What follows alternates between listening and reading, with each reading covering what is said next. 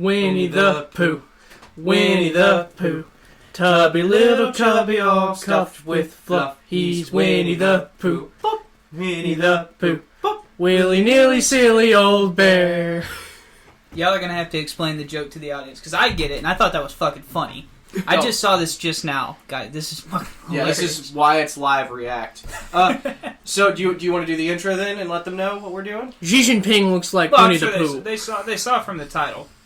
But, yeah, so basically, like, the idea of this video is that China is slowly chipping away at America's dominance in the world.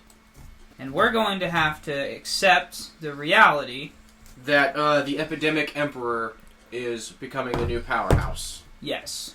And this podcast is going to kind of go with the assumption that within our lifetime, the Uyghur whacker is going to control the world. Ration Man. China is going to be the world superpower. The age of America will pass, and Chinese hegemony will start. And we're just going to kind of talk about what that means. How did we get here? It means the king of Kung Flu will take over the world. Xi Jinping Pong is going to take over. Okay. Nothing? Wow. They definitely won't. So we started off with the Winnie the Pooh song. We're canceled. Done. I didn't. Are they making That's true. fun Wyatt's innocent. I did think it was funny as shit, though. I'm just as guilty. But that was good. That was clever. I'm gonna have to give props to that. So but holy Fook let Corona chant out, and it's fucking stupid. Mm-hmm. So let's sort of talk about why we got here. Do we think it's gonna happen? We're gonna go for it at some point and just assume it's gonna happen. But for now, let's just talk about. So wasn't it Reagan that opened up China to the world stage? Yeah. So after Mao died, there was a guy. His name was Deng, I think, Deng. And he was a capitalist. He was a reformer within the Communist Party in, I think, 1979. Well, and when we say reformer, so China is a communist nation with a capitalist economy. Single party system, right? Yeah. One party system. Well, if another party crops up, they don't last more than a day or two. They have an emperor. Well, I don't think he's called the emperor. But he's basically an emperor, right? It's just a... Is that what Xi Jinping is? Yeah. Yeah, Xi Jinping. He's Taiwan Terror. Yep, there you go. I really like that one. I was proud of that. Yeah. But, So Reagan opens it up in 1979 with the hope that a capitalist country in the world stage a free market will make free people, is the common thing you kind of hear from back in those days. And it failed spectacularly. We just have a free market in China with people who vanish. Yeah. The good news is they're not completely communist. Yeah. They're their own thing. And because, it's a weird mixture of commie and they capitalist. are called Chinese communists. Right. To distinguish them. So this isn't the USSR kind of communism.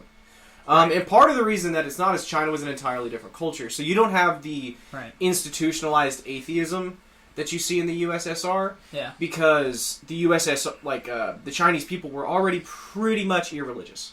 So, not saying they were atheists, they're just not I think Wyatt pointed out, they're spiritual.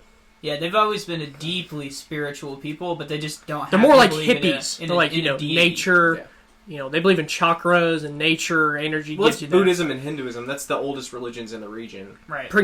So they believe in more of that than they don't believe in I don't think they believe in a higher power. Their higher power is whoever's in charge. We believe Western cultures believe in more of a divine being that actively intervenes and your goal is to win his favor. That is the goal of your life. Versus the goal in Eastern cultures is typically you're just trying to do good things, get good karma, good things happen to you. Yeah. Well, I would say in China it's mostly... So in India that karma is very big, but in China it's more about peace of mind. And I don't mean inner peace. Yeah. It's more of that, trying to become one with nature and stuff like that. I don't know that one with nature is the best way to describe it. I think it would be... I don't know how we got here to this we're part, talking but about different... I'm here for it, because this is actually fun. Well, we basically were trying to differentiate the USSR version of communism and China's version of communism, which is kind of like communism. Cultures. That's right. Yeah. That's how we got here. So you don't So have the cultural mindset's completely different from when the USSR was in power to where China is now. which has also made it to where the Chinese have a lot easier time controlling their people. I think because their people don't they're content. view it. They're content of how they live. So how the Chinese people usually. I think you meant content, because contempt would give different context. Maybe So- I misheard you. I said contempt. I didn't know. I thought they meant the same. Either way, they are like, this is how life is, and they fully accept it. This is our role in our Chinese society, and this is just how it is, So, and we're okay. They're okay with Right, it. you can't, so a lot of people think that you can the Chinese people live in fear, but you can't keep 1 billion people, even if they're all rice farmers. You can't keep 1 billion people living in fear like that and not rebelling. Anyone who left, who was in fear, is in Taiwan now. Because Taiwan, for what it is fixing to become part of China. So nationalism. they're Chinese. They're Chinese. Isn't the right word, but there is like a sense of like heritage in China. So like I would say that like nationalism exists in like European, like Ireland and stuff like that. Like they're proud of who they are, but it's not necessarily like a superiority thing. Oh, that's entirely. Well, that's what I'm saying. So we're getting into like the newer Chinese philosophy, which Xi Jinping has kind of introduced. Because there's definitely Chinese nationalism. I mean, 110% that they think they're the number one country. They think they think that they can like also govern the best. They're also the super racist.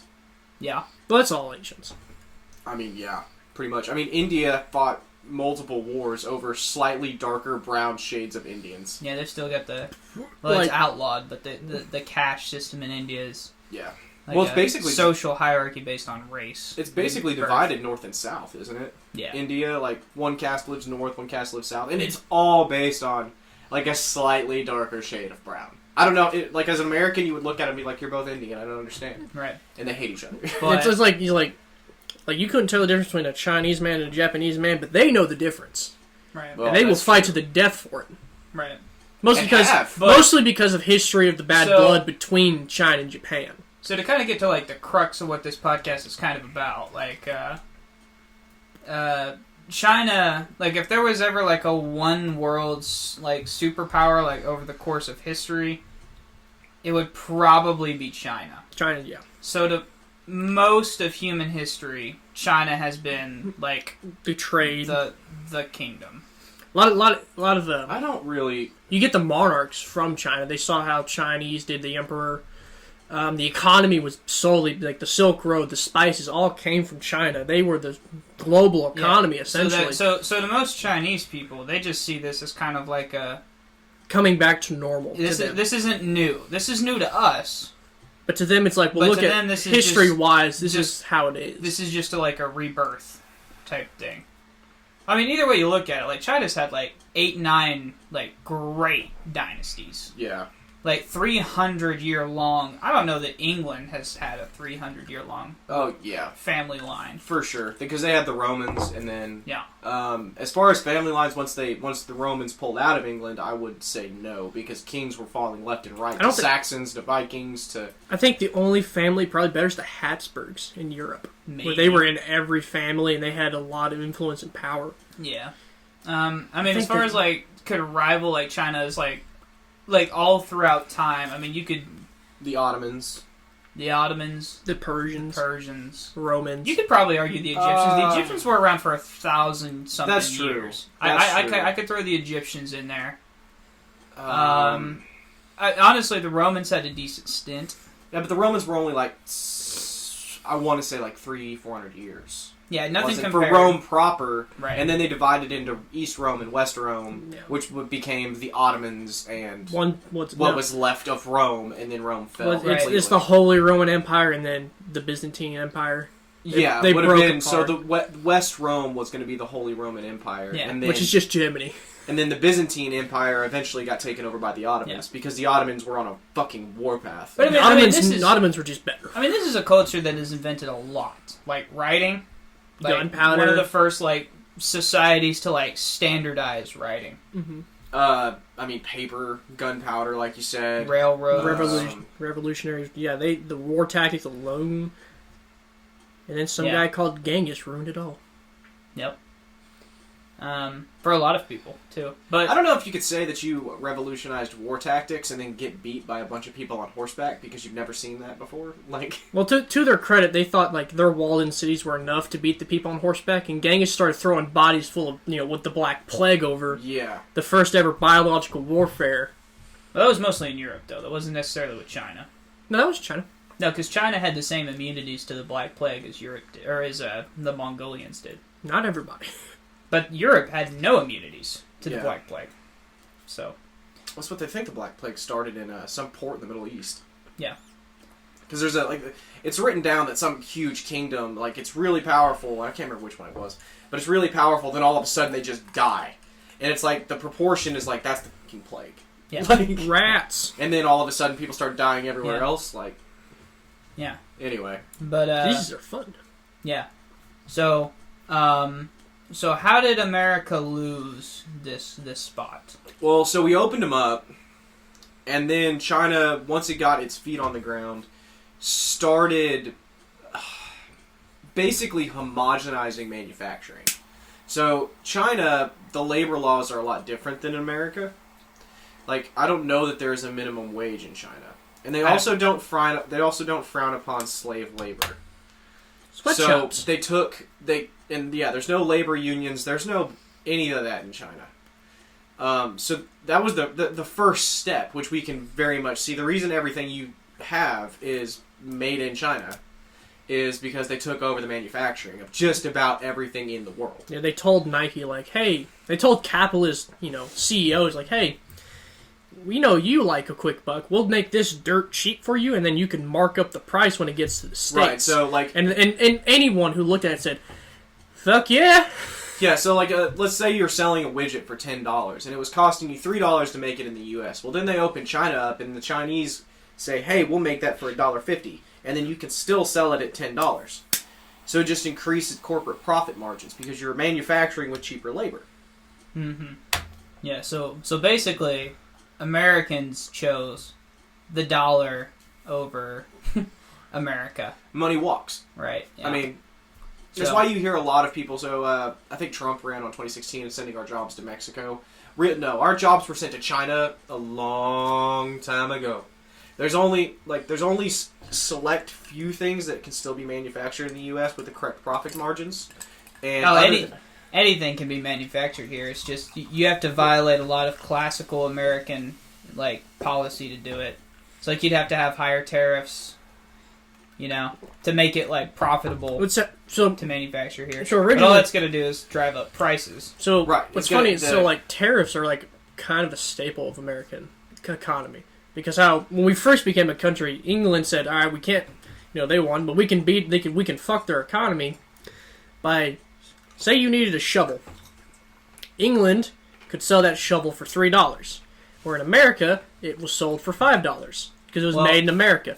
And we looked at that and saw, well, no one's buying American shovels. These businesses are going under. Tariffs. Well, America's got some of the lowest tariffs in the world. Yeah. We generally believe in free trade. So just for people who don't know, break down what a tariff is. Okay, so it's just a tax on imported goods. So let's say you make shoes in China, but you want to sell them in the United States. The U.S. government's going to put a tax on that. Mm-hmm. So that way it incentivizes people buying shoes made in America. Yeah, because the problem is, if that tariff isn't high enough, the shoes made in China are still cheaper. Mm-hmm. And you still buy the Chinese shoes anyway. Right. So, and typically in America, our tariffs are very low because we want everyone to sell to us cheaper. So, the European Union has, much higher tariffs. See, and that doesn't make any sense to me, because if you want to talk about, a consumer superpower, America is the consumer superpower. Europe can't fucking touch us. Even the EU, together, I don't think can fucking touch us. Americans consume like nobody else in the world. That's why we're so fat. Not us in particular, but us in general. We overconsume. We overindulge. Well, it's just what's the word I'm looking for here? A mentality of consumerism and materialism.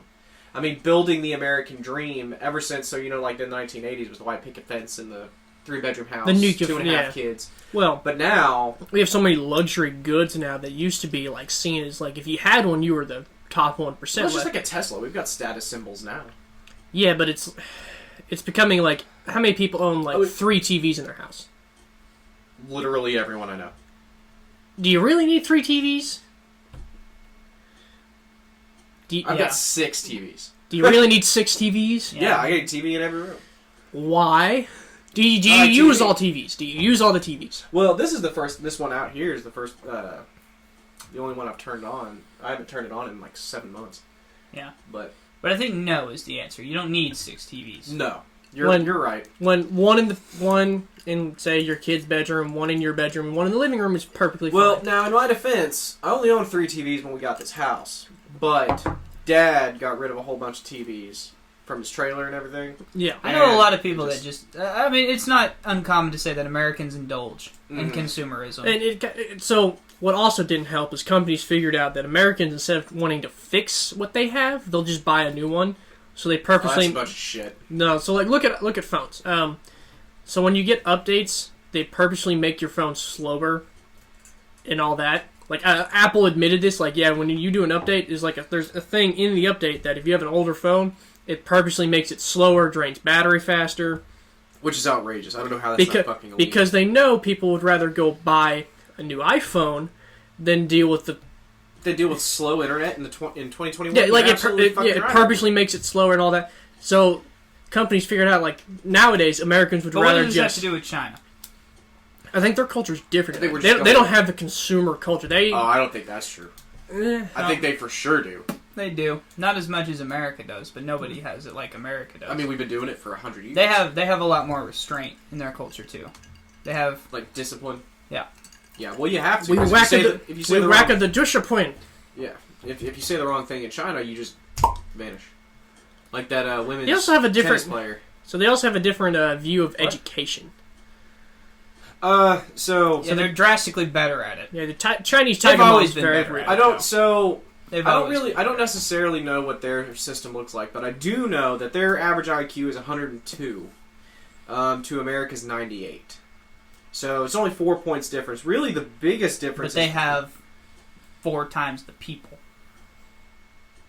Do you understand what that means to carry that average that much higher? I mean, that's fucking it's still a lot more people. That would mean that they have more honors kids. I think this is an actual fact. They have more honors kids than we have kids. But we'd have to look at what establishes an honors kid in the Chinese system and whatnot. I didn't look at that. When I was doing some current research that I'm doing, I know that Japan has an average IQ of 106. And looking at their educational system is about the same. The only difference is they go year-round. So you don't get 2 months off for summer. You get like a 2-week break at the end of each season. They have I think they have like... But they still do the same primary school, same secondary school. There's no free college. They spend less per student. They've got the same student-to-teacher ratio. Whatever it is, they've just got... It's more drilled. So like look at system. It's how they educate, fellas. Yeah. So like like it's an actual education. So system. so where it takes us to become... This is not relevant, guys. It's not I at all relevant. I feel like cultural Chinese. mindset is no. relevant. Because as far as I'm concerned, China didn't win this game as much as America lost it. We just let it happen. Yeah, we just kind of let it happen. Well, we didn't even let it happen. China started doing things, and we were like, nah. You know, that's like the definition of letting it happen. I don't necessarily think that we need to keep the manufacturing jobs. I mean, one, they're gone. Like, it's too late for the manufacturing jobs. And not automobiles. We got automobiles now. Kinda. Ford. Kinda. It's a good step. It's a good right step. I mean, that's true. I mean, no, we're a service-based economy right now, which is why we died during COVID. So all the services were shut down. You know. Yeah. We couldn't still go to the factory and produce. Mm-hmm. We had, we couldn't cut hair. We couldn't go to a house that was an electrician. We had to stop our services. That's why America died for a period. Well, then you of time. got the entire hospitality industry. Right. Yeah. But I think another thing is that what we have seen, and the reason that I'm saying that it's for sure that we're going to lose, at least on the economic front, it won't be long until the military front because we just won't be able to keep up.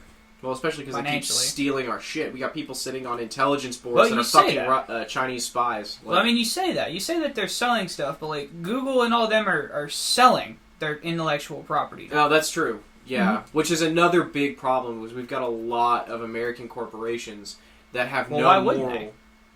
Why wouldn't they sell it? Because they know it would be used against America's national interests. Their interests are not America's interests. Okay, their interests are their interests. Yeah, Right. like no And this- corporation really cares about bettering America. So I'm to compare just for a second here, Like, you think- corporations to like mercenaries back in like the Middle Ages. So I don't know if you guys know this, but armies like back in the day, they didn't really have like a sense of national pride. They just fought for who had the most coin. Yeah. And that's kind of what corporations do. You They think manufacture with who gives them the most money. You And think, China's got 1 billion people and a lot of money. you think And here's the thing, that market is still untapped. there's a like, lot? really? There's a lot of resources Yeah, oh, out in yeah. that desert. You can't have 1 billion people and reach that market potential like that. Like their market cap's going to be somewhere of like 40-50 trillion dollars. I don't know, because the income in China is not that high. I don't know that they're... So not like per capita, but it's only going to get bigger is the thing. That's why everyone's saying that like between like now and 2030 they may take us over like GDP wise. Like the worst estimates you're going to get is like by 2050 they're going to have us beat. But one thing is for certain is that they're going to have us beat there. Like we just can't compete. America's pretty well. We just don't tapped have out. the people. Yeah. You know, we don't have the natural resource, like in a human sense. But yeah, like why would corporations, not sell their stuff to China over us? Well, I'm not saying that... You know what I'm saying? I guess because I find it morally negligent. Yeah, I'm going to say morally. I mean, there's nothing wrong about making money where you can make money, but... Really? Like, well, that's okay. Fair enough. If I was running a corporation, so say I was running Alphabet people, Google, not LGBTQ people. If I was running Google, like I wouldn't be selling that. I mean, personally, I wouldn't be selling personal information to any government. That just seems... Say the U.S. government isn't going to buy it, they're going to take the personal information from you. Well, they would have to do something like that. And I'm saying is like... But that's the thing, is so like Google walked in and said, hey, I've got all this, who wants to pay for it? It's kind of like this. You know what I'm saying? Anyone's a prostitute for the right price. Yeah. How much are you willing to sell yourself for? I mean, like, would you be gay for an hour for $1 billion? Like, yeah. As long as there's lube, And- $1 billion and- be $1 billion. And I bet if someone offered you, $100 million, you start selling people's information. People you think, I don't know these Because people. well, you got to understand that these companies are not necessarily moral entities. I mean, yeah, they're profit-making entities. yeah, exactly. They're there to, You think- for the most part, to just, like, from their own mindset, they exist to provide profit to shareholders. Not stakeholders, shareholders. Right. You think big oil really cares about America's well-being? No, they care about their profits. Yeah, I mean, so that's the problem. Is we have companies being led by immoral people who aren't making decisions. Well, to get where you're at, like to get where Jeff Bezos is, you think it takes some immorality to get there. I'm just saying, anyone, like I said this about Donald Trump in 2016, anyone who's gotten that rich has skeletons in their closet. Now, it may not be like the literal skeletons the Clintons have, but he's got skeletons. He's probably got tax evasion, he's probably got other things going on. Just like Jeff Bezos probably has tax evasion and probably has other things going on.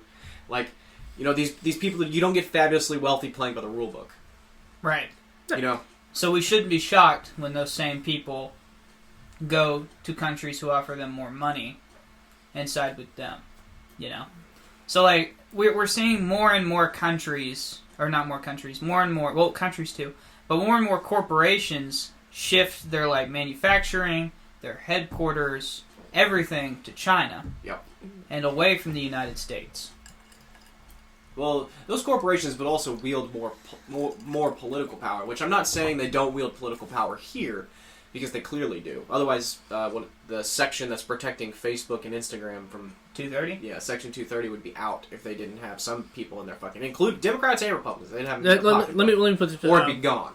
This is how big corporations are. no Republican candidate has won the primary without the backing of the NRA. If they don't have the backing, they won't win the primary. Well, that's because the Second Amendment is really big. But anyway, They're the biggest donator. But when you move to China, China is a communist nation, and the funding buys you a lot more in China, because you become part of the inner circle of the party. At least here we've got two parties fighting over it, so you got to pick your poison, right. or try to play both sides and not get caught. Yeah. Well, so here's another thing that the corporations I think are a big part to do with it, because I mean at the end of the day, I think if you polled the American people would be like, no, we should probably keep jobs here. But if you ask the corporations like, I don't Why care. would I keep jobs here when I don't care where the stuff is made. I Yeah, care. the corporation's like, well, you like it cheap, don't you?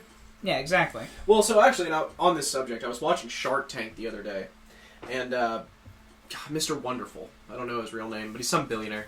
Oh, I know who you're talking about. But he comes on and he says, the people who are selling the product are saying, we really want to make it in America. We want to keep American jobs. We want to yada yada. And he's like, why would you do that? It's costing you, say $5 to make it here. I can make it for $2.50 in China, sell it for the same price, and you become much more profitable. And they're like, no, this was the moral ground they were standing on. We want to keep the manufacturing jobs here. We can lower manufacturing costs through other means besides wages, which is really the big differential between us and China. The labor laws and the stuff that we have that China does not. China's got no problem taking an entire class of people, throwing them in a camp, and making them sew for 24 hours till they drop dead, replace them again, and off you go. Right. Which is why they make it so much cheaper. They also, a lot of the raw ingredients, they keep in-house. Well, so they don't export a lot of raw ingredients, they harvest them and keep it. That's the thing. Yeah. They're a very and they've always been a super isolationist. Yeah. They don't sell it. We used to be the same way about oil. We used to the only people you used to be able to sell oil to was the U.S. government. That has since changed. We now you could sell oil. I'm pretty sure to anyone except there's a list of probably a couple of countries like Cuba, Iran. There's what I'm saying. There's a no fly list for sure, but. We've, that's kind of the con of having a high-priced dollar. The most valuable dollar is the U.S. dollar. It's the euro. It's not more valuable than the U.S. dollar. No, don't quote me. I was just... I think the Japanese dollar is the highest. It's not more... Nothing. I'm telling you, nothing's more powerful than the U.S. dollar. Business globally is conducted in the U.S. dollar. But the thing is, it's shifting. To the Chinese? And the euro. Well, I knew it was shifting to the euro. And there's a reason. Number one, growth. Because, like I said, the U.S. is kind of... we're still going to grow. We're stagnating. But the thing is, we're not growing here. Our American companies are growing abroad. Right. And that's the thing. And so... But the problem... So the thing with a high U.S. dollar is... And that's why we used to have the gold standard, and we used to only have the government regulate the gold. So we could control our dollar. Right. But now it's basically a fiat standard. Public fiat commodity. Yeah, it's a faith-based dollar. If you don't know what fiat means, it means a dollar is worth $1 because you believe in a corporation. There's nothing backing it. The faith and credibility of the U.S. government. That was Nixon. But basically, what it means is that with a high U.S. dollar, you can buy a lot of things in America, but you can't make things in America. Yeah. Which, we've seen that. We have seen. Well, again, that. this comes back to labor laws. Yeah. And I'm not saying that the labor laws we have on the books now aren't unreasonable. So I'm not a big guy of $15 minimum wage because I think it just increases the bottom dollar of everything that's made in America. Anyway, well, it's getting off topic, but I like their I like I like a lot of our labor laws. Well, that's what I'm saying. But the cost of those labor laws is the loss of manufacturing. Is the bottom line. It's really not. It's really just the fact that the dollar is so damn valuable. Even if we had a high minimum wage, if our dollar was... If we lowered the value of our dollar, you don't even need a high minimum wage. You know what I'm saying? Because the cost of living goes down, the need for a higher minimum wage goes down, but the cost of goods goes down. But whenever you have a high U.S. dollar... I think if you lower the value of the dollar, the cost of goods would go up. Negative. No. It couldn't go up because you couldn't be able to sell them. Then what happens when economies crash? because the dollar crashes, but products remain the same, which relative to the value of the dollar means the price increases. So the value for of the product. dollar is like what you're talking about is inflation. That's not quite the same thing as the value of the dollar. Okay. You see what I'm saying? I mean, I think I understand. To me, that trend just doesn't make a lot of sense. So the value of the dollar is not... It's been a long time since I took an economics class. It's kind of like, like when you print a lot of money, companies know they can, because everyone's got a lot of money now, they have a surplus, they can charge more. Yeah, but see, so inflation is what Garrett is talking about. It's talking about $1 today is almost certainly worth less than $1 tomorrow. Right? Yes. But the value of the dollar is not that. The value of a dollar is how much you can buy with a single dollar. So the trade ratio. Right, exactly. And that number has basically ticked upwards in America since we went off the gold standard. Before, it kind of looked like a polygraph, because the government could control and contract. That's also because we had a lot of different countries investing in the U.S. market, or investing in the U.S. dollar by buying bonds. Yeah, so... you kind of pick your poison there. And now a lot of countries aren't buying U.S. bonds. No, I mean, why would they? I mean, yeah, why would you? I mean, why would you take a bet on America when a much surer bet is 3,000 miles across the ocean? But, so another thing is that, so America is losing because the future is not really made in America.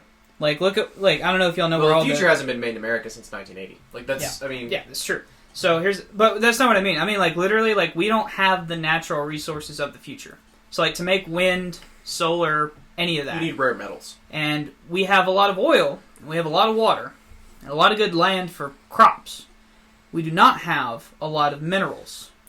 Like China does. Really all of, Eastern Asia does. Well, if you look at where all the chips in the world are manufactured, it's Southeast Asia. It's kind of like oil. The vast surplus of oil is in the Middle East. Well, so the reason that is because the biomechanical processes that you need to create oil require a certain environment during a certain period of time. So, you don't just get, a dinosaur dies, you don't just get oil. It's just like a fossil. You can only get fossils under really specific circumstances. That's kind of the same thing as oil. You have to have it sealed, and then it has to be compressed, and then it has to biodegrade. Minerals was just kind of luck of the draw. Pretty much. So the only it happens to be in a place that China can't really use for farmland. It's in the goddamn desert. It's in the Gobi Desert or in a mountain. People don't live there anyway. Yeah. So there's no one to argue about taking it. Right. Not that it would matter. What I'm saying is even the environmental impact isn't even that bad because it doesn't affect anybody. Right? It's not like you're polluting a river that feeds 3 million people. Yeah, but you are polluting the air quality just by it depends. By you virtue can control of it. It's like coal miners today in America.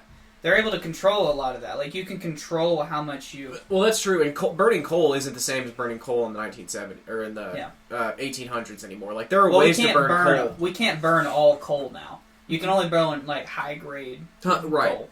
So but the if we had all no offense, we're resource tapped basically. I don't think that we're resource tapped. We need to innovate. I think the only place that might have a good surplus of resource is Alaska, but it's so hard to get around Alaska. Oh yeah.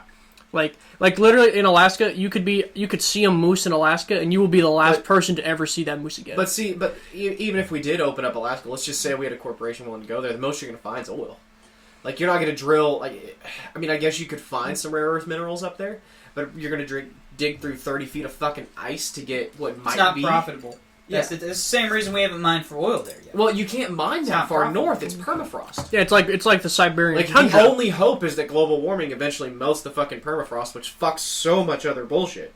But even if it melts the permafrost, then you could get up there, you could get into the ground and find out what's up. And we would find stores of gold unknown to humankind in Alaska. Well, so Alaska used to be the Yukon Peninsulas where you went for gold. That's because water cuts into the permafrost. Yeah. But all of this kind of the natural resource game China has, they never knew it.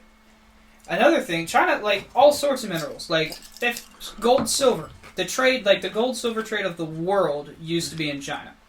Mm-hmm. Well, that's because they used to trade gold for silver in China, or they used to trade silver for gold in China. I'm saying it used to be mined in China. Yeah. Like, Europe doesn't have a whole lot of gold and stuff. Like, Well, Africa Europe's also kind of got- did. Europe's also got a very small amount of land mass compared to China. Yeah. Oh, yeah. Which is another huge. I mean, they're just rich in land, which makes you rich in resources, Right. regardless of what that land holds. You know, in the 1700s, we were the best place in the world to get fucking lumber, besides Canada, but that was full of French people who didn't want to chop down trees. So we sold a ton of lumber. You know what I'm saying? And like animal skins, But I'm because we got a saying- whole bunch of. But as far as, like, hegemony goes, I mean, it just kind of, you know, they've got it for the future. We don't. We have to buy the future from them. Like, Which isn't nuclear, a good sign. solar, wind. Well, so Doesn't matter. hang on, because you said we're rich in water resources. Well, water is what they use for nuclear power plants. It's basically steam We're power. probably just- tied on water. So the biggest dam in the world is the Three Gorges Dam. It makes the Hoover Dam look like something a little kid pinprick. would make. Yeah. It produces enough electricity for probably all of LA. Like, it's ridiculous. Actually, the Hoover may do that. So I don't even know what the Three Gorges Dam could do. It's unbelievable. a lot. But they're switching. I mean, they're going to be, like, completely renewable. But again, I'm not talking about using water as hydroelectric power. I'm talking about using it as because you use it in nuclear power, which I think is what we really need to be investing in. Like I know nuclear power's kind of got this snafu about it, but you use water for After- nuclear power after It's a Chernobyl, after It's a Japan. coolant. Fukushima. Is it Fukushima? Fukushima. In Japan. Yeah. But, yeah. I've said But it before. also There's we can go nuclear without using uranium. Well, and see, so that's another thing too. Is there was another nuclear You know power what? plant that was much newer in Japan that also got hit by the tsunami. The reason Fukushima melted down the way it did is because it was such an old facility. Well, you know where all those minerals are mined, though, Nick. It's China.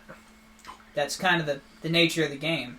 They were just blessed with a lot of land. They had a good dice roll. a good group of people that can mine it. They've got an educated population.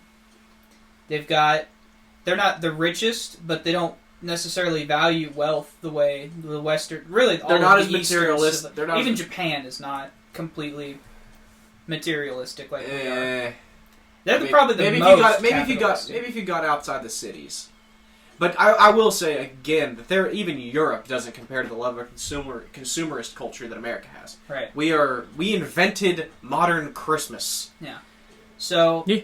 as far as like what America has done is America has kind of pissed off every other country not in Europe. So now nobody wants to trade with us outside of Europe. I mean, you can look up the countries that have a trade, who have more trade with China or us. Really, it's not even half of Europe that trades with it. Like pretty much like Canada, Mexico, and maybe the UK and a couple others. But everyone else is trading more with China. And why wouldn't Yeah. Well, so And- you gain more by trading with China. And China's, to be quite honest with you, making them better deals. Well, I mean, we're the big dog. We've spent the past 70 years trying to puff up to Russia, and in turn, like pissing a lot of countries off. Yeah. You know, South America hates us the way Chinese hate Japanese people, and the way Japanese people hate South Koreans. I don't know that that's true because Japanese people really hate the Chinese. That's what I'm saying. Like the hatred. That's the thing. The world, like, This is when we started policing people. doesn't like the way America has handled its It's because power. it's because we've got a history of intervening, but they don't. What people don't realize is if China comes to power, they're going to have the same history of intervening. You think so? Oh yeah. Because I think the thing with like Chinese people and throughout history is that they haven't really. I mean, they're a pretty isolationist country. So, but I think to say that China would be the exact same as we would, I don't know, man. Well, no, I'm not saying And the I will exact say this, same. I'm I will saying say they will that- become just as if they become the big dog, they will become just as interventionist as because they will. What America does is we see a threat to our power. So in the entire 1900s, we see a threat to our power looming on the horizon. We didn't get into World War I because we gave a damn. We didn't get into World War II because we gave a damn. We got into World War I and World War II because we saw the Germans and we were like, fuck, they're coming. And they're going to be a threat to us. So we went and intervened. Well, Right? no. Nah. Garrett, when do you think we were the world superpower? I mean, post-World War II. I would say probably after the fall of the Soviet Union. Undisputed superpower. Well, yeah, undisputed, definitely, because the Soviets were a threat to us. That's what I'm saying. But what I'm saying is, like, our entire interventionist culture, the entire interventionist... started with the Cold War. I would say, yeah. No, it started with World War One. No. Why did we go to Vietnam? We went to...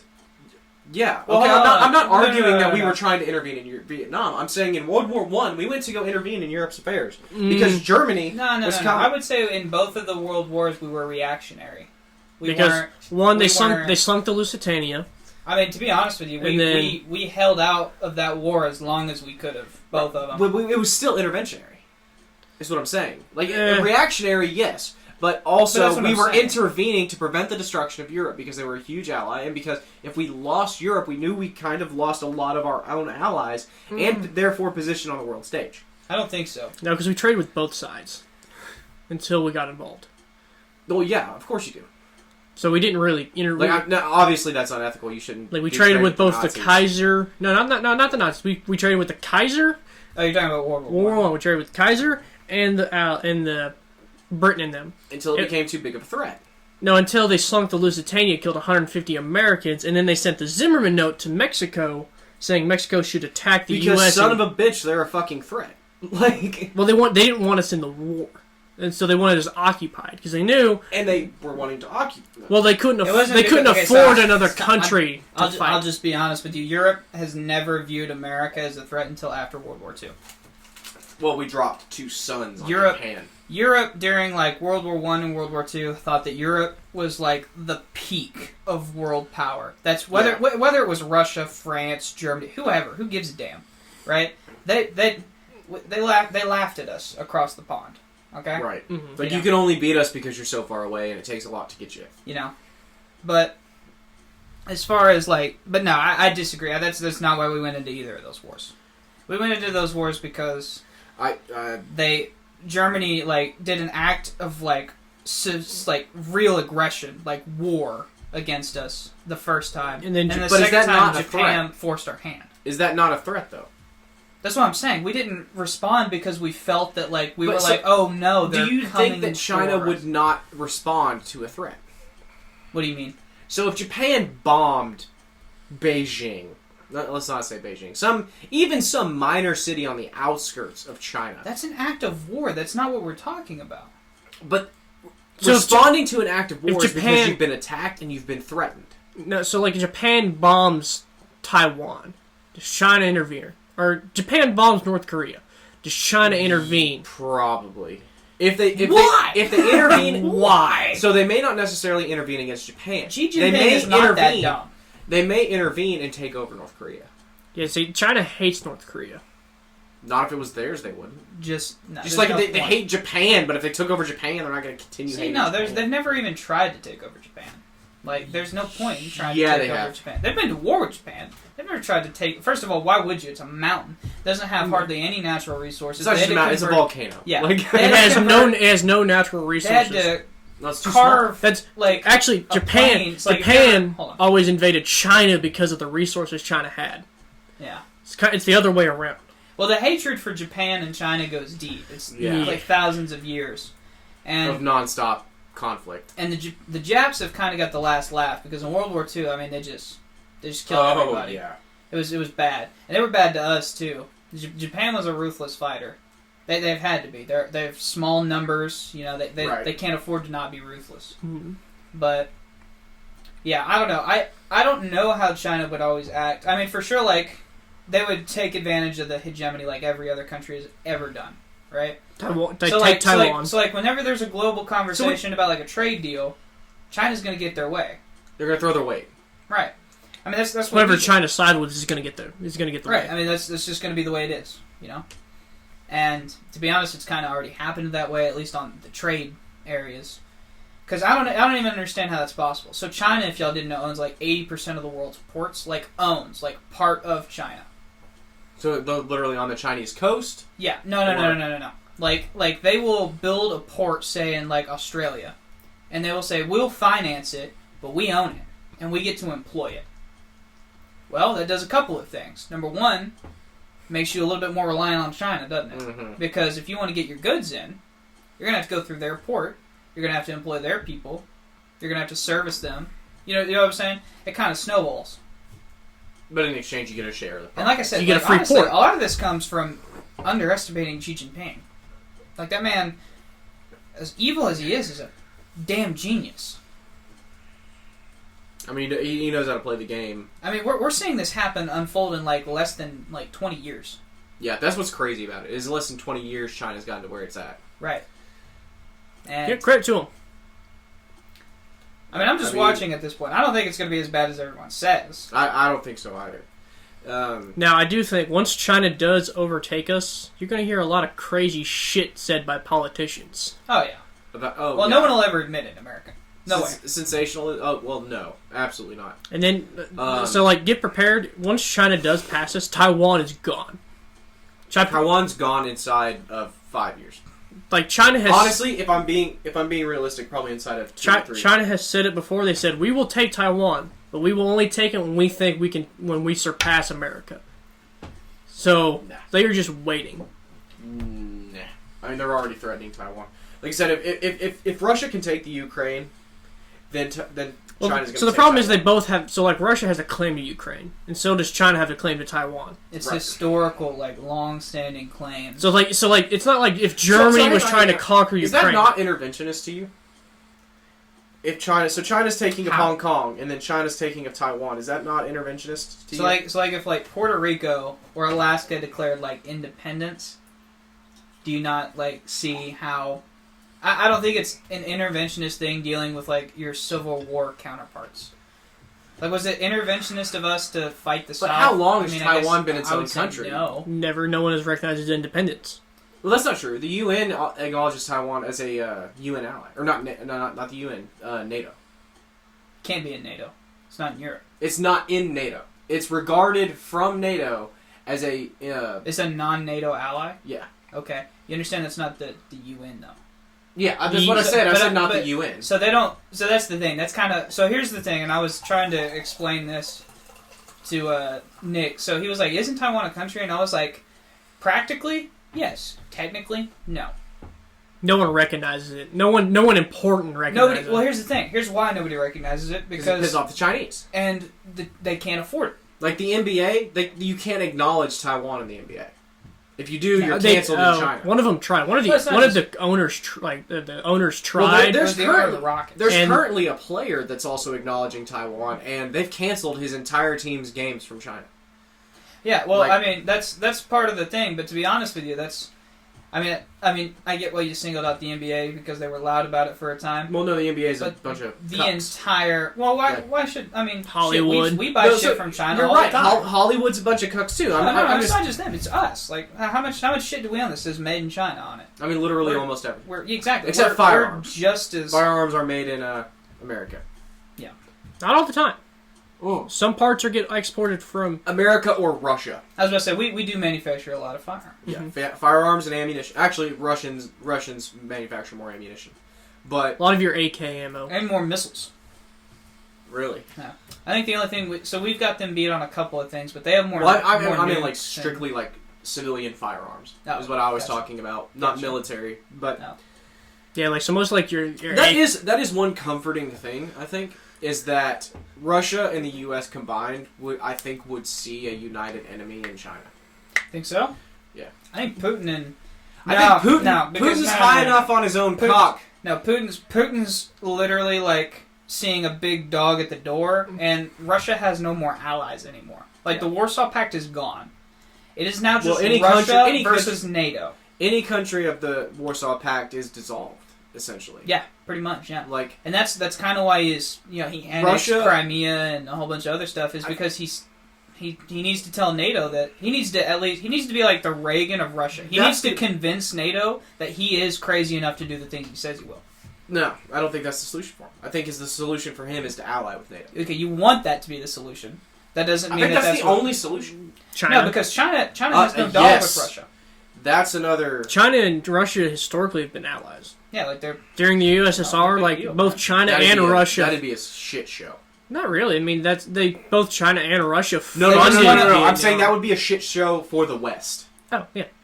Like, if China and Russia ally, then you've lost all of Asia. Period. Yeah. I know India stands strong. No. India's India does pretty not. India does not stand strong. Any put up a fight against China. I mean, they're like the fifth Well, largest military in the they've world. got the bodies. But Yeah, they don't have the tech. they're pretty much pound for pound the bodies of China. They've And almost got it's the still- same population. And it still doesn't matter. Again, you're talking about Russia and China military technology combined with Chinese numbers. And it's not like the Russians have historically had a problem throwing fucking bodies at Well, I a would problem. argue that China's military, like, besides maybe the total number of nukes, and Russia's missile defense system is supposedly where Israel got Iron Dome, but I thought, no, they got Iron Dome from Reagan's they said that, but I don't buy it. Star Wars program. No. They've had Iron Dome for a long. Anyway, that's not the point. But the number one missile defense system in the world is supposedly Russia's, because whenever they annexed Crimea, Crimea fucking tried, and Crimea didn't hit a thing. I mean, they're talking like they can hit like intercontinental stuff. I guess Israel probably does have some certain pact with Russia. I mean, Well, I Russia know- takes out a lot of Israel's enemies by controlling the territory. So here's the thing: we know that Israel sold secrets to of the United States to Russia. We just don't know what Ooh. for. The Iron Dome. And suddenly, Iron Dome appears, and Israel claims that they did it on their own. We don't know, but it mimics a lot of what Russia's missile defense system can do. It's a But happy Iron Dome is coincidence. actually not that good as we thought. Well, I mean, like, I think it's like 66%. But bottle rockets, like Hamas doesn't have the highest. Well, I grade. guess it's never You been see what I'm tested. saying? Yeah. Is that what you're Yeah, saying? yeah. So it's never been tested in its high-grade military Right, and it's equipment. old too. But anyway, that's. Oh, anyway. I'm sure they've upgraded it since then. But how do you test it?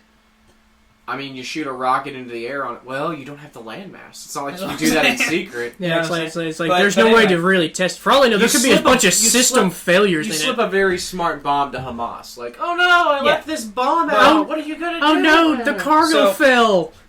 Fucking use So it. like China would most likely. I mean, it would be in his best interest to go find a friend, because if you're going to make this last, and China, Like- hegemony. So here's the question. World dominance is going to change. So here's the question for Russia then: do you join with NATO and the UN, or do you join with China? You know, I think he's requested to join NATO before.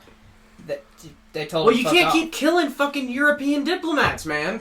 Like, no one's gonna let you in if you keep poisoning European diplomats. But they do share a lot in common, as far as like their interests. Like with China or Europe. all China wants to do is rule like Eastern Asia. Just that's all they want to rule.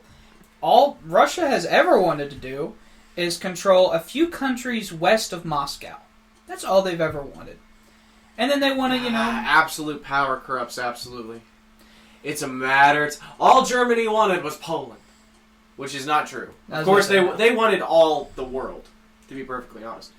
But the limiting factor is bound only by your ability to enforce it. well, and that's kind of, and I said this earlier. The world is kind of pissed off with how America has handled themselves as the world superpower, because we have kind of failed on basically every front, on being like the moral superiority, the financial superiority. We have basically done everything in our power to fuck over as many people as possible. Because, we're the big dog. We can march our ships up against your ships, or we can bomb your people, because what are you going to do? We're fucking America. And it shouldn't be a shock to us that those same people Don't like us. that we've been doing this to for 30 years, 40 years, So what's the... side with China. Like the Taliban siding with China, or setting like the pipeline, right? Potentially. Like, that should be a shock to absolutely no one. No, China's also the only one that's going to deal with them. They give them the best deal. Yeah, they're the easy... Well, they would make No the one's best... gonna Like, give them- assuming it's in a bidding war, then yeah, China would also make them the best deal. Well, but the there US is no bidding war with Afghanistan and the Taliban. But they Like, know that... China knows that the U.S. can't even enter that bidding war. Because let's say Biden said, yeah, we're going to pitch in for this pipeline. The media would have a field day. Yeah. He Democracy would is be a so President democracy is a hamstring for So America. here's what I think actually benefited China, and why I think Xi Jinping could do what he could do in such a short time. Because here in America, we've started doing this with presidents, that every president that gets elected pretty much undoes and unfucks everything the previous president did. So we're just stalemating. it's been stagnant since Whereas 1990. Xi Jinping can pretty much just keep passing what he needs to get to make China better. Whereas here in America, we don't care about making really America better. We care about making politicians rich. We care about making in America, our we own don't want selves tyrants. In America, we don't want tyrants. Well, see, the problem is Xi Jinping is whatever you want to call him. He is a tyrant. He's a one-party rule state, But here's the and thing. he can do whatever he wants. Which means, now, Wyatt said he's a very intelligent person, so he seems to be making all the right decisions. Oh, politically, But- he's a fucking genius. But he doesn't have to be a genius politically. He has to be a genius financially, or not financially, globally, I guess. He has cornered Chinese. The segment that China controls of the market. He has cornered it to the point that a generation has come and gone. Yeah. Since Chinese rule of manufacturing. Yeah. And part of the problem is, so, referencing back to whenever we had the idea that if we open up the free market to them, they will just love freedom. That is not the Chinese way. Because according to them, with great freedom comes great responsibility. In other words, so they just don't want the responsibility? No, it's not that. No. It's that they have great faith in their institutions. Like America hasn't had that kind of faith since probably after World War II. 1777. Right. Probably after World War II or after the founding of this country. We haven't had that kind of faith ever. But the people of China trust that what he's doing is good. And to be honest with you... And whether they should or not is not the question. And America is giving them the worst possible answer to their questions. Why should we have freedom? Well, look at America. You see how fucking, divided their goddamn country is? No longer 3-4 countries. We're no longer the city on a hill that we were meant to be. Hey, guys, should we have a democracy? Oh, God. You want to end up like fucking America? They just stormed their fucking capital. Is that what? You want that to happen to Beijing? Are you literally serious? the city was set on fire for a fucking year? Do you really need all that? Yeah, it's like oh my look goodness. how divided they are. Like we have given these autocrats. This is Putin too. We have given them every single possible propaganda spin they could ever want. Because we're so busy warring amongst ourselves that we can't see the outside threats coming. Yeah, and I don't even view China necessarily as like an outside threat. Like, they're never going to invade the mainland U.S. There's no need. Exactly. It's impossible. It would be stupid. It would be military suicide. So literally, I can't remember. Well, even if you think they would win, there's would cost more than it would ever be. China is not really known for going on these long fucking colonial wars. No. Well, there's not. Yeah, I mean, they march in and they take. The good thing about being America is it's kind of like Persia. Like there wasn't a colonial war because they walked in with 2 billion fucking people and said, "Hey, it's mine now." So the good thing about America is pretty much any military general worth his weight in salt. It's basically we're deemed the unconquerable land because one, you have to get here without being seen. Oh yeah, two, no, we have such a diverse ecosystem. You couldn't land in fucking Brazil without the U.S. military being like, nah. So we have mountains, we have swamps, we have deserts. We have such a diverse ecosystem. You have to learn to fight on every ecosystem. It's impossible. Even let's say if America completely collapses, there'd still be no point. Why would you conquer us? What do we have that's worth it to take? I mean, you're going to want long term. Farmland? We have farmland. People. What, you're going to fuck it? Like, you're going to destroy the land? But see, and that's the thing, though. Even if we have people, even if you conquer us, we're like Americans are rebels at heart. That's what makes us American. Good, bad, and ugly. We don't like to be told. We don't like to be told what to do. Right. So even if China did, let's just assume China takes over America. We're just gonna do whatever you don't want us to fucking do, and we're gonna do it fucking religiously. Yeah, but that's what I'm saying. So, and I'm saying that they know this. That there's no point. But like the gun-toting redneck stereotype is pretty accurate. I mean, you're going to be fighting a constant war with America. Yeah, like 110%. It might be guerrilla warfare. It'd be exactly like us trying to hold Afghanistan. You're going to be fighting a forever war. Yeah. So I don't think so. And necessarily, it's a similar thing with. You don't think that's what it would be with Japan? Yeah, it's just they're not going to invade fucking Japan. Get real. There's no point. It'd start another world war. I mean, don't get me wrong. They can get some. They can get some dumbass. It should. They can get some dumbass in there, who might be like, "We need to expand the ranks of China." But why wouldn't? Why would they? So, and here's another thing too. Why would they need to invade when they could just buy your politicians? We've got literal people on the security teams in the House of Representatives who've been fucking Chinese spies, and they're not removed. Or they would just do what America did. We would just proxies. Yeah. Like CIA. We would just put leaders in control of the country. Right. I mean, this idea that China's gonna, and I don't necessarily buy that China would go like super imperial, because the whole point of us going imperial is that we couldn't sustain the growth on our own. China doesn't care about growth; they care about the stability. You know, and that's what doesn't make any sense. I'll tell you this: the second I knew we were gonna, so like I used to think that maybe if we get like an FDR or a JFK or a Reagan, you know, someone who, better for worse, we can unite behind, maybe we can hold this dog out in my lifetime. But the problem, of course, with that is, you know, term limits, number one. And we just go right back to being divided. Yeah. But as soon as I saw all the morally outrageous shit that China was doing, and then not only did most of China not care, America and most Europe. of the world didn't give a shit. Yeah. And I think the reason most of the world didn't care is because they got cheap they goods. have also, that number one, they get cheap goods. Number two, they have also done their fair share of bad shit in the not too recent past. Yeah, but it's not even that. It's Well, Americans didn't care for cheaper goods. like they're afraid. What it is a fear to call them out on it. Like, so yeah, I know America's done horrible shit in the past. Okay, even in the recent past. We haven't put people in camps since World War II. Really? I don't think so. What do you think Gitmo is? No. We're not talking about Gitmo. We're talking like those are prison camps. I'm talking about taking like an entire sect of our population and putting it in a camp. Not everyone who's Muslim in the U.S. has been put in Gitmo. Not even close.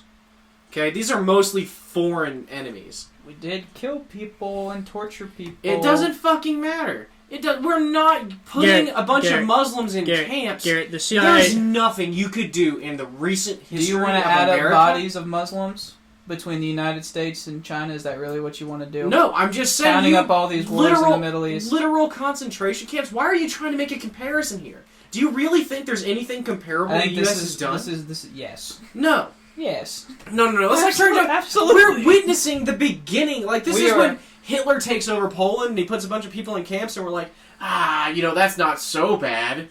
We did this over here. No. What did America do? This is a literal fucking genocide of everyone in their country. Okay. Or at least every. I'll give you a current example that happened this week, as a matter of fact. So the United States Congress voted on a spending bill. It was an arms deal to Saudi Arabia for a war going on in Yemen. A genocide. The UN has called it a genocide. We are supplying it and financing it, and they're killing people by the thousands. Much more than China is killing these Uyghur Muslims. Okay? We are supporting a genocide. We may not even be pulling the trigger, but we're arming the guns and giving the bullets. It's like your hands are still guilty. Yeah. We're by a blood diamond. You're and we're No, completely Garrett, it's like you want to kill Wyatt? Well, I'll give you the gun and the bullets to do it. And I'd be like, I'm not the one pulling the trigger. Well, Garrett couldn't kill Wyatt, and if I didn't give him the shit to kill Wyatt. But and I will give Rand Paul this credit, because there were only two people that I know of so far in Congress that spoke out against the bill, and it was Bernie, which we expected, and Rand Paul. And Rand Paul was the biggest defender. No, this is horrible. This is a genocide that we are knowingly supporting. They said it is in the contract of the deal that they are going to use this in the war in Yemen, which has been declared a genocide. Damn. I mean, let's. So Americans just don't give a fuck. That was my point. Is that hang on. Is it Americans don't give a fuck, or is it just people just don't know? No, I wasn't aware that we were funding a fucking UN genocide in Yemen. It's also that the Politicians politicians don't. Where's that fucking been in the media? That's Where's what I'm that been saying. on Fox News or CNN? That's what I'm saying. I listen to political podcasts daily, all fucking day. At least 4 hours of my day are devoted to political podcasts. Where the fuck is my information about funding a fucking genocide? Yeah. In Yemen. Where is it? Yeah, it's from any of you. It's not you guys specifically. Right. You know what I'm talking about. But the fucking day. So I listen to a lot of the Daily Wire. Where the fuck is the info on the genocide? Right. Yeah. We're gonna just sit here and bitch about. So I don't want to even single out the Daily Wire, because it's not just them. Nobody. That's what I'm saying. Like, I watch Fox News, I watch CNN. So the problem is, it's not. The media is. Are we just non-partisanly ignoring the pretty fuck of much it? because the Rittenhouse is more important, Garrett. The Rittenhouse trial is more It important. wasn't even. It's not just even for the Rittenhouse trial. clarification, go Kyle. Yeah. Yes, He had Kyle. Hey, He had the best Thanksgiving. You get every goddamn dime you deserve, okay, buddy? But Sue that's LeBron. Dude, my you piece. fucking sue the shit out of it. To anyone who thought I was a libtard and was like, "Oh, fucking send it to jail." No, fuck them. Not you, Kyle. You're welcome on the show. If you want to come on the podcast, come on. Kyle Rittenhouse, if you want to come on the podcast, I got a spot for you right here, buddy. It's right next to the we AR-15. can talk about whatever you want. Literally whatever you want. Call of Duty doesn't matter. Anyway, that's not the point. But yeah, I agree with you. I share your anger. I was upset, and I was like, wow. Because anyone I tell that to is obviously like, yeah, we probably shouldn't do that. But then It's fucking outrageous. Yeah. Like, I don't understand. Like, where the fuck... Media's fucked. We need to do a podcast on just how fucked the media is. If they're ignoring shit like that... Yeah. We'll have to do one over Cuomo, too. Cuomo needs his own shit podcast. Both of them. Fuck both of them. Yeah, both of them. Cuomo, now Don Lemon's under fire because of the Jussie Smollett case. Like... Yeah. Brian Stelter's creaming his fucking pants right now. Yeah, he lucked He in, really he is. lucked into prime time. Anytime you see him on CNN, he's like holding back a fucking orgasm. He's like, oh, I don't know what happened with Cuomo. It's so unfortunate. Oh, I can't get over the way he looks. I just can't take him seriously. Fat piece of shit. Yeah, like, there's no way. He's got more chins than a... It's not even just that he's fat. It's just that he's annoying. It's his voice, right? I think so. It's just like So Don Lemon's like, I'm not gay, but he's an okay looking guy, right? Sounds pretty gay. Yeah. And that's why he's on the show, because he's got just fucking like conspiracy theory right level. He's got QAnon level opinions just on the left. Like, he's got fucking crazy ass shit out there. The only person you're going to be able to put prime time is Brian Stelter. I mean, you could... Who's Wolf Blitzer for? CNN. CNN? But he's boring. But he's facts. Like, Facts are not always fun. But facts don't drive ratings. Exactly. That's the thing. We'll do a media podcast, but media has... We figured out the answer why it's not covering. Ratings are not going to probably be good. No one wants to hear that America... Are you kidding? They thrive on outrage. You know how many people are going to be fucking outraged? Only if it's against Democrats and Republicans. So I would... No one's gonna... You want to know the real reason? You want to know the real reason? Because how many fucking miles away is it? That's why. Americans don't... 7,500... No one cares 8, about how many... Because it's so many miles away. It's not even close to America. That's why we don't care. Yeah, but so you've got Rand Paul on one side and Bernie Sanders on the other. That's how you fire up both bases. But that's what I'm saying. These two, like that's unification right there. Like, you want a unified response to America? Hey, fuckers, stop giving guns to genocidal maniacs. So literally... It's like funding Che Guevara. Bernie... Shit. So, like, Bernie and Rand Paul... could not be on more opposite sides of the political spectrum. I mean, yeah. Rand Paul is probably the only fiscal conservative left. Yeah. I'd agree with you there. But, and Bernie... is a fucking socialist. Is a self-ascribed... He's openly socialist. Yeah. Like, these two do not agree on... sports teams, let alone public policy. Right. You can't agree on why the fucking sky is blue, but you can both sit down and be like, hey, we shouldn't give that murderous psychopath a gun. Hey, they're killing a lot of people over there. Oh, God! So, I mean, like, typically... What's the fucking point in our allyship with South... This is going to get into it. Oil! We need to get back to China. But that's what I'm saying. But oil's not even the fucking future. Here's the thing. Anyone with half a brain sees that oil's not the fucking future. But this is major global news. I don't... So, everyone else sees... Fuck. Wow. And... No wonder everyone hates us. You keep funding genocide. Even Israel is like, okay, hold on now. We hate Muslims. No, dead Muslims are dead Muslims. Yeah, but even Israel goes, ooh. Like, oops. Yeah, but, I mean... Israel's got reasons. Saudi, I'm not trying to shit on Israel. Saudi, while you're at it, test Iron Dome. At this point, we've... Shit. Stop. That was good. But at this point, we've probably pissed off every other Middle Eastern country except Israel. Ooh. Mostly because Fortunately, Israel's currently the powerhouse in terms of weaponry. Even without us, they'd go on a 15-year run at least. Just because they've got more technology than most of the region. Right. So they could sell more. But the thing is, like, I don't know if that's going to make up for the oil. But I'm saying, like, 15 I don't think it's going to make up run, for the resources. Like, so they'd have to, like, as soon as we abandon them, if we, like, permanently abandon them, Israel would have to go on a conquering campaign. Because they need land mass. They have to. There is nothing in Israel except cities and sand. I think that Muslims. the problem is that you may end up getting... Like, you'd move you against... may getting a caliphate. Like, they may unite against... Yeah, and they absolutely would. So, so the first one they're going to move against is Jordan. In my mind, just geographically. Just geographically, and Jordan has the military that could possibly oppose them. Man, you know what I'm saying? In the immediate area, Jordan's the only one who's got a fucking chance. Jordan. And then Iran's going to be like, hey, I see the Jews keep fucking your shit up. How about we just make a deal? And, you know, I already kind of control Iraq. I already kind of control Pakistan. I already kind of control I think that'd be a Afghanistan. mistake, though, because Jordan kills a lot of terrorists. Doesn't matter. They need landmass. They have to have resources, period. Oh, we got to get off this. This is going to turn into a different topic. But this has already been more interesting than I thought. But... We've gone down a lot of rabbit holes. I really enjoyed it. Mr. Chinaman, way. But, hey, Mr. Chinaman, hand over Xi Jinping. Yeah. But, yeah, so I mean... And Xi Jinping, first of all, did y'all listen? It was probably right after Biden had gotten elected. It was like his first summit with China. And they tried to call him out on the Uyghur Muslim camps. And they shit on for Black Lives Matter. For Black Lives Matter. They were like, oh yeah, you guys like... I was like, no. That's like, that is not a fair comparison to me. Right. That is not a fair comparison. And see, that was my thing. It's like, don't come shit on... You've literally got concentration camps. You're going to be like, well, you guys knelt on this one guy's neck for like 30 seconds. It's like, okay, so one, regardless of what you think about George Floyd, that was one guy. It's not like every black person in America is being knelt... Like, they're not kneeing on your neck for 30 fucking seconds. Fucking burnt my city down like it was. Yeah, they burned your city down like it was your fucking fault, but that's going to be a different topic. Right. The point is, like Wyatt said, that comparison is entirely lackluster and bullshit. Yeah. You fucking Chinese fucks. Yeah. Well, I think the point they're making is like, you don't even have your shit together. Why are you lecturing me about not having my shit together? That's the thing. Well, because I would argue we used to be the moral authority on the world. Yeah.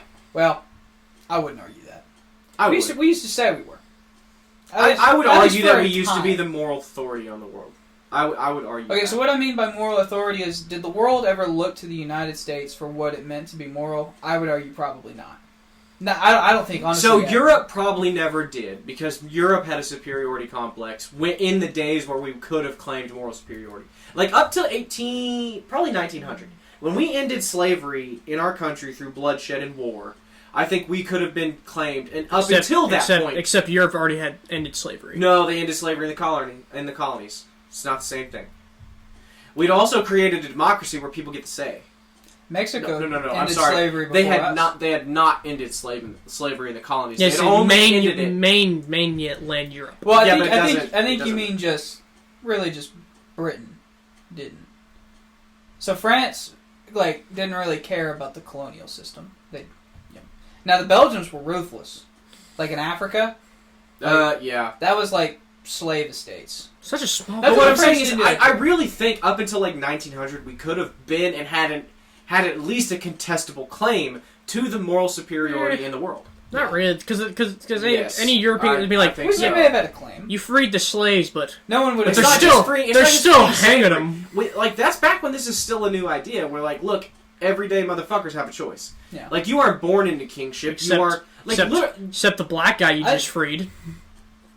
Okay, again, I'm not saying we were perfect. I'm saying comparatively to the globe. I would say at that same time, Mexico was probably a more moral... Well, they're devoutly Catholic. Yeah. Well, I mean, like, 90% of Mexico is devoutly Catholic. At that point, like, and 10% is Native American. Mexico at that time, like, I mean, we had just... stalemated them. Really, we got them to concede the land.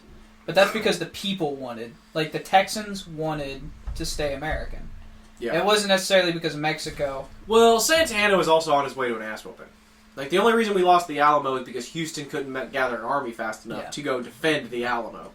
But they knew, like, Mexico didn't have the force that America had. Right. And the problem for America was the same problem with the British in 1776 and then again in 1812, was you have to get men to the fucking... Oh, no, we lost. We lost 1812. Oh, we lost 1812, but that's because they had troops stationed in... Like, the but problem here's to the thing. conquer America is you have to cross an ocean with troops. So just The problem to defend the Alamo was you have to get troops to fucking Texas at a time when most of that is fucking so wild. random little thought. So we pretty much all admit that we lost the War of 1812. Yeah. When you burn the White House down, you why win. did we still Like- get independence? Because Britain Britain didn't want... Britain at the time was constant fighting warfare. other wars. No, Britain didn't give a shit. No, To no, us, no, to no, no, us, no, we no, were no. just a colony. No. We were just one of many long proxy Hold on, wars with hold on, France. hold on. No, according to the no, British. Okay, no, hold we on. were nothing. No, we were. So nothing. during the War of 1812, Britain was also fighting another war. Can't remember who with, but they basically Probably France. they It's could. probably a coalition. So the reason Britain didn't make it even harder on us is because they didn't have the fucking time. They had to whip our ass and then hurry up and get back home. So they basically burnt the White House and said, "Hey, can we hurry up and end this?" Hang on, I want to spitball my theory out there. So my theory is the exact same reason why I don't think China would try to conquer America. I think the British knew that even if they came in 1812 and they took over America and they put a new monarch or something in there, or they just established they didn't monarch care. rule, it wouldn't fucking matter. You would be fighting a constant war with America. No. This is the thing. Period. How many? So 1776, we went independence. How many years is till 1812? Well, we 50? declared independence. So 50. So 50 And So years. 1789 is when the Constitution's established. So the right? Treaty of Paris is, I think, 1783. Okay. And then 1789 is the Constitution of the United States of America. So that's still a lot. That's That's 30 years. 30 years. Britain's already fighting a war, and then we're fighting with them. Britain really doesn't care. They also have Napoleon that just knocked But that's down what I'm saying. everybody's Yeah, they fucking have- So you guys They are- have the War of the Coalition. both So- right. wait, no, They have, So, Waterloo to go win. so the goal of colonialism was not to make a mini Britain over here. It was to extract as many resources out of this piece of land And so get that way it possible. could go back to England so they could fight for bigger stakes in Europe. Right. That's the goal of colonialism. But after 1812, with the upcoming... When did the French Revolution start? This is after. Uh, No, it was before the war. it's How like 17, far- 1780 something. 17... I would say 1790 something. I don't know. So 1812. It would have been over before then. But what I'm saying, so even if it's after Napoleon, then England would have been tapped for resources, and they're like, look, we don't have the resources to spend waging a constant war in America. And that's really what I think it is. No matter... I mean, they did it in again, India. Rebel... Yeah, but they also disarmed India. Not at first. They did, though. Not at first. That's like a They did, though. that's a long battle. I think you're underplaying. I'm just how long saying, it was. Americans... Especially because we already beat you once. If you Seven- tried to occupy America, What we'd was have it? come for your head. 1789 was the French Revolution. 10 years. 1789 to And then 1799. 1812. So, okay, so that's like the, a okay, decade. That's the start of the French Revolution. That's not the end of the. The French end, Revolution. the end is right. 1799. So maybe 10 they years. realized there was some turmoil coming from France. Right. Yeah. There's But anyway, some 16-year-old who keeps talking about monarchs need to hang. But as far as like what this means with China, I mean, I don't know that. I mean, I can't imagine why China would want to go colonial because they have what they need. If they went colonial, they would go immediately colonial. So Like, again, you're immediate talking, proximity. yeah. Okay, I would say that's more imperial though than colonial. It's not for resources; it's more for power. You know what I'm saying? Yeah. Or like land. But even like I mean, so if it was, Yeah. it would be more imperialistic. Yeah, the British were fighting Napoleon at the same time as the War of 1812. like So they were like, we can't fight this war on both sides. right, yeah. Yeah, so they basically, Okay. We're gonna burn your White House down, send a message, and get the fuck on.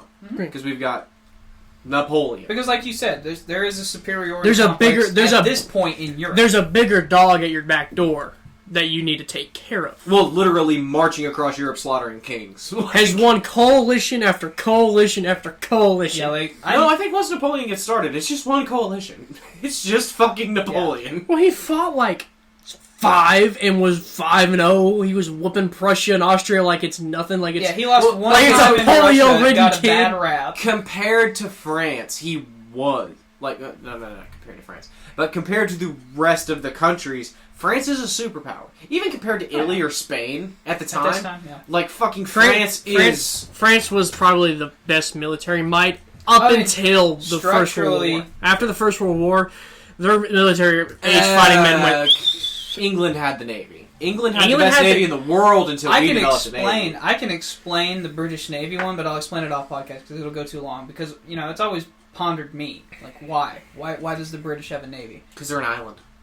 Makes more. It's not as simple as that. But I'll explain that later on, probably in a different podcast. But okay. So as far as like China, what are let's wrap this up. What were you saying? What are the solutions here? Like, what can America do right now, knowing that this is the boat we're in? Fuck. What do we do right now? Well, we would have to unite, and I don't mean like warfare with China. I'm saying we would have to unite on a bunch of causes. So Whichever direction that is, we need unity. We don't have unity. I don't know a solution. So we at least have to unite on economic policy, right? That would start. But the problem is culture social issues we're never going to agree on. Social policy is going to be. I mean, we're just going to agree to disagree. Well, that's the thing. America, like. But that's the problem. Is that what social issues is what gets everybody hot blooded. You know, that's what drives out the vote, and that's what a politician is going to play to. Right. Mm-hmm. Well, I mean, like, it's so abortion as a standard. We're not going to get into abortion, but you know, we could probably, if we sat around here and talked about it, agree to some kind of fiscal policy. We get to talking abortion, and we're all three going to... Well, Wyatt doesn't, but me and Nick going to get hot blood, and it may end in hitting each other with a bat. Yeah, I don't know. There may be a few clicks of pistols. But look, I mean, like, so the thing is, like, whenever you talk to most Americans, they actually agree on a significant portion of, like, fiscal policy. Right. We need to not spend more money than we take in. We need to... Yeah, stuff like, you know, basic shit like fixing the deficit, fixing our trade deficit, you know? Like, and the problem is neither party really cares about it. Again, Rand Paul is the last fiscal conservative of any prominence. Yeah, so like now, whenever you hear a fiscal conservative say stuff, they mean like we're going to cut taxes and raise spending. And the Democrats are like, we're going to slightly raise taxes and dramatically raise spending. And you end up with the same deficit. Damn near, you know? So, I mean, really, are they that different? You know? Is getting the deficit under control the only priority, though? No. That was just an example I was using. I don't know. There's a lot of economic policy. Our economy is honestly, being a consumer-based economy, it's on pillars of sand, and we got to change the culture. It's really the only thing that it'll never work. And the culture, half the culture doesn't want to change either. Like, they want things to be the way they always have. You tell American they can't keep buying things. See how that goes. Well, like, Victory Gardens couldn't happen today. Meat shortages couldn't happen today. We don't have a leader we believe in enough. And I think that's really what this comes down to, is we need a leader we can all buy into. That's true. The problem is when we get a leader that we can all believe in and agree with, I'm going to be very concerned. The problem is when you get that kind of power consolidated in one man, that rapidly expands. Okay, I get that, and I get the worry. But, I mean, take I'm not saying I wouldn't support the guy. Take some of the most, like, powerful, influential presidents we've had, like, successful people. So, like, FDR. Yeah, FDR, Reagan. That concerns me a lot. Yeah, okay. But you gotta understand, like, America under FDR is like, I mean, that's almost peak that we've ever been at our might, at our economic power, at the strength of the middle class. He invented the middle class. The middle class didn't exist before then. You know, but... He kept people from selling their babies. And, you know... But, forget even policy, forget anything like that. I'm just saying his power to get people to believe in America. This is how... Not him. This is how much FDR was the concept of America. Can we recreate that with another president? I think Reagan did it for a little while with the Cold War. Yeah. I think a lot of Americans... See, well, you don't get the Electoral College turnout like Reagan did without... I mean, like, he had all but one state vote Republican. Yeah. Like, I mean, you just... Fucking Minnesota. 48 states. I think it's the just northern... fuck Minnesota in general. What's it, 40? He got 48 states? He got a lot. I mean, when Reagan got reelected, it was a fucking landslide. Mm-hmm. To be fair, he did get shot. No, it doesn't matter. I think the shooting helped. Shooting probably. His attitude about the shooting, probably. But I'm saying Kennedy got shot, he didn't get reelected. Well, because it was his second term anyway. That was fucking funny, Garrett. Anyway, no. So but, here's also a problem I see. Like, when was the last president you can say we all believed in? Is it going to be Obama? Really? No. Is that what exactly? Do we see any political figures today? George H.W. Bush for 3 months. Not George H.W. George W. Bush for 3 months. Before or after the towers? We quickly failed on him. But see, then when we rallied behind him, he did exactly what you were worried about. Yep. He made the Department of Homeland And Security. when we rallied behind FDR, he did exactly what everybody's so concerned about. Well, he did what everybody wanted. But anyway, this is a different thing. He did what he was elected to do. Here's also the problem. To be fair. Any politician, you also have to fight the media. So I don't think so. No, think about it like this. If you get a Democratic elected, you don't have to fight the media. Think about it like this. So FDR... I don't know about that, bud. No one knew FDR had polio until after he died. They had pictures of him with polio. People They knew. literally have Joe Biden's office on the line with CNN. Yeah, Wait, what? Anyway, we'll talk yeah, about no. The no way that like if a president had polio, like no way, right? Like Joe Biden, everyone gives him shit for his mental health. If that was FDR, we'd have never known about it. And you know, people like Trump says crazy shit all the time behind closed doors. If that was FDR, we'd have never known about it. Reagan said crazy shit all the time. Nobody knew except about he it. ran on it. No, I was trying to say the similar thing. Like Nixon, no, nobody knew about it. Well, private conversations used to be private. Yeah. I don't. But that's the thing with all this like this mix of like 24 technology and freedom. What's kind of crazy is that like you guys don't remember a time before a 24-hour news cycle. I remember a time when the news came on 3 times a day: morning, lunch, and then evening. I remember that. Nah, I'm pretty sure after 9/11 it was just straight 24 hour. You fucking don't. Like I promise you. But the only reason I remember is because I was a kid at Grandma and Grandpa's. But I mean, so as far as solutions, I don't have any, but I'm open if you guys have any. But so much would have to change. I mean, really, so much would have to change. It really questions is it even possible? Yeah, I mean, because it wouldn't even just be the U.S. We would have to get the West in general to agree with us. Like Europe, which I don't think it would be that much coaxing to get the EU on board, to be perfectly honest with you. Especially if they ally with Russia. Because, say what you want, the EU doesn't hate anyone as much as they hate Russia. But again, Putin keeps poisoning their fucking diplomats. So, it's a good reason to hate anybody. I think that's what it's going to break down to. Is we would have to get everyone in the EU. So the problem is everyone, and then the United States, and we would have to stop doing business with China until they change their shit. See, you're talking about the cultural change, and that would be difficult. But you're talking about a total like economic reconstruction. We live. I don't know that we as America or as the NATO. No, not even that. We may not have the finances for it in a couple of years. Oh, we find the finances. You find the finances. You ain't gonna like the answer. You ain't got the fucking stomach. It's called taxes. I don't know that I've got the stomach. It's called taxes. Because we were looking at, and now right now we are already looking down the double-barrel shotgun of another fucking depression. Every economist you read is like, shit. And it has been this way, by the way, for a while. We have heard this since we started. Since Obama got elected in 2008. Yeah. Like since we decided to bail everybody out and have no repercussions. That was the dumbest thing to me. Is like, how are you going to bail these guys out and just be like, it'd be one thing if it was small don't businesses. Don't do this but, again. Yeah. There was no and then right back to fucking business as usual. There was no new law. You know, after the Great Depression, we had Glass-Steagall. We told these banks like, hey, you're never going to do this again. And then we repealed that. And then it fucking took them 10 years. Bang! Great Depression again. Obama kept people alive, but he didn't fix the problem. It wasn't even a Great Depression. It was a recession. Yeah. But I'm telling you, like, you look at any economist worth their salt, and we are staring down the double-barreled 12-gauge shotgun of a fucking economic collapse. And that's the thing. And if the U.S. collapses, the West collapses. Because the EU doesn't have the people or the consumerist culture to keep the economy going. Or the money, we're also saying, so you talked about the EU and you talked about us, but so Russia and China for sure, but there's also like the BRIC. Do you know what the BRIC is? Mm-hmm. It's Brazil, Russia, India, China. Brazil, Russia, India, China. It's the BRIC. Okay. They're all trying to become economic buddies. So they're trying to rely less on the EU, more on each other.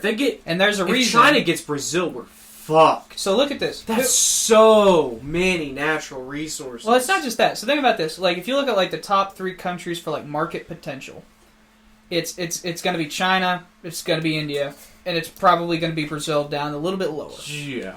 Because that like you've got the entire 3/4 of your country at this is point, unexploited raw land. You don't even fucking know it. There could be a fucking cave full of diamonds. With Europe and with America the strategy is you're trying to tap into an existing market.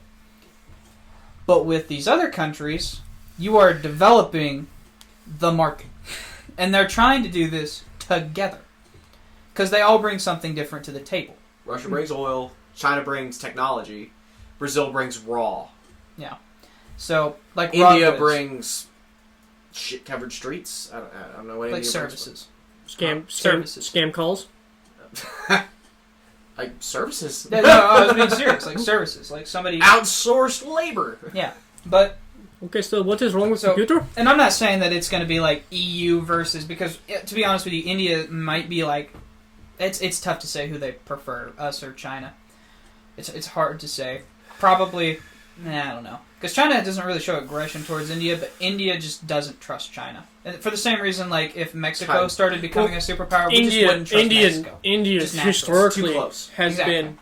they don't want to get conquered again. They were under the British rule for so long. Problem is, you would have to guarantee India... I'm sorry, Nick, go ahead. So India historically has been controlled by other countries, and they are very, like, nowadays, because they used to be a superpower. They used to be... Gandhi came along and was like... So they used to not be that way. They used to be like a superpower in the middle, and then they got conquered. No, the fucking the Tamil kings and all them, the fucking spice traders. Oh, okay. Yeah. They used to like rule. an economic superpower. Like you had to go through India through China through India to get the spices through. It's why the Ottomans. Yeah, it's like... It's why it's a shortcut. It's why the Ottomans were so profitable, because they bought from India, and then they sold at higher rates. Because India were the middleman. Yeah, India bought from China, they bought from India, and so on. But nowadays, they don't want to get conquered anymore. That's why they hate Pakistan a lot, because Pakistan's got nukes. They also threaten them a lot. So does India, though.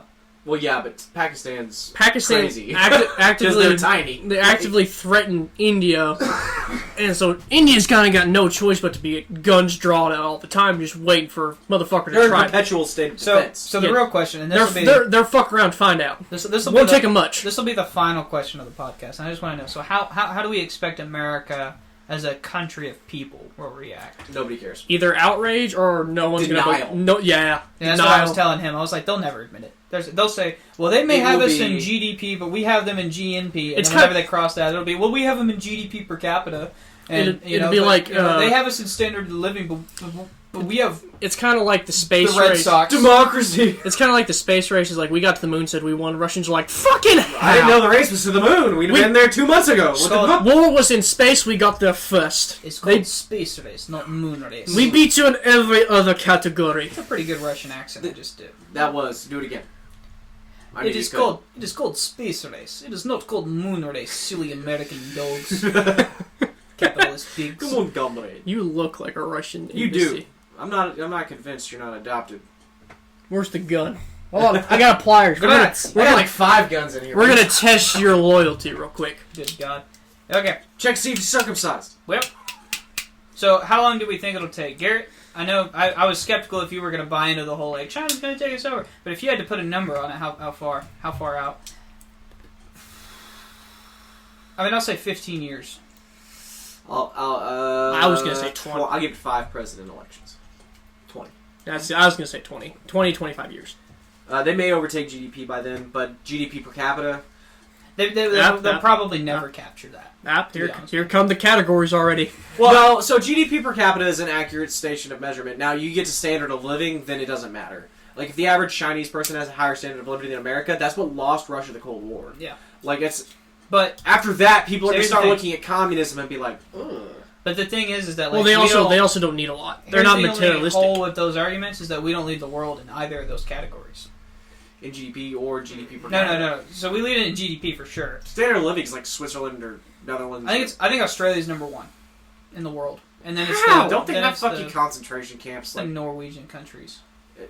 Let's use the Norwegian countries. Like at least Norway's not putting fucking people in camps. It's either the socialist or the. See, I follow so many people on like all my social media platforms from Australia, and they post these freaking Americans, and they're like, bro. Australia is a freaking war zone. They're taking unvaccinated people and locking them up in camps. And this guy, it cuts to this guy, and he's like, "I'm unvaccinated." And he just walks outside and he says, "Oi!"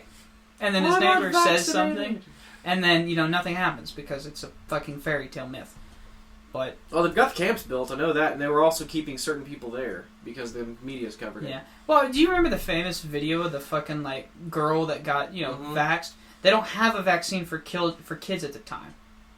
It was not for COVID. That doesn't make any sense. But anyway, I don't know. It was just one of those videos that they just thought that they could make a quick buck on because the media fucking fucks. Anyway, so this has been fucking it. fucks. So you guys better be comfortable with learn to speak Mandarin and Cantonese because they speak both. Not even necessarily that. You just better be able to really pay attention to global politics because it won't be. We're ending this podcast now. We'll talk to y'all later. This has been the Refined Peasants. Winnie the Pooh.